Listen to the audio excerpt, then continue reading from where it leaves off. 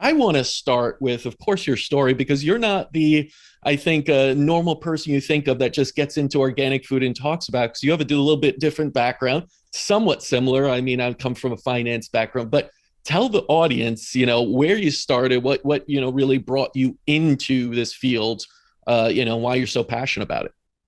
The journey really started in 2001. I spent right after college. I worked on Wall Street in investment banking, got my MBA at Columbia, and was in the finance and technology world. In 2001, I had a sort of a real life changing event. Was this woman I was dating at the time? We went to go visit her in New Mexico. That we were going to go visit her naturopath in New Mexico, and I was there and I was like, what's the deal with organic food? And she's like, don't we need the chemicals to kill all the bugs? And she's like, no, we don't need the chemicals to kill all the bugs. And then I left that trip and went back to New York and did research. And really, ever since that day, I've been eating, or since I got back to New York and really started researching, I've been eating close to 100% organic since that time. And I had started making some real changes in my life a few years earlier. I quit drinking in 1999. I quit cigarettes in 2000. In the summer of 2001, I quit antidepressants. I was on antidepressants for close to 11 years.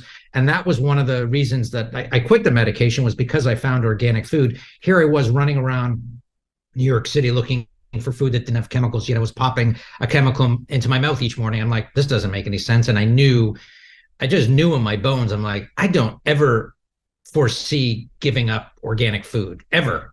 I was like, I just don't see it.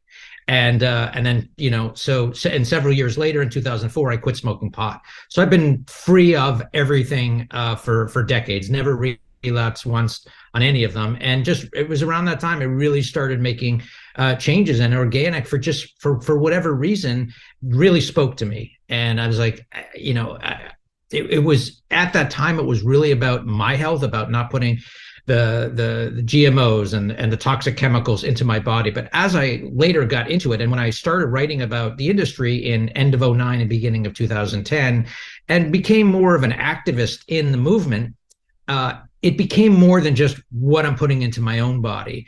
What we decide to eat and how we purchase our food at supermarkets, at the restaurants, wherever, is a real political statement.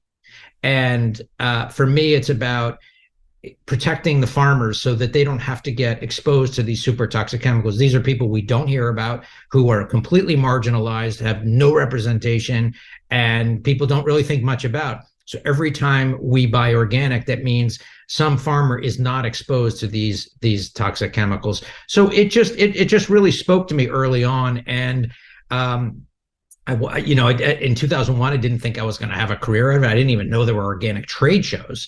And then 2009, that's when blogging started to take off. And someone said, oh yeah, I was in Boston at the time, and someone said there's this organic trade show happening right now.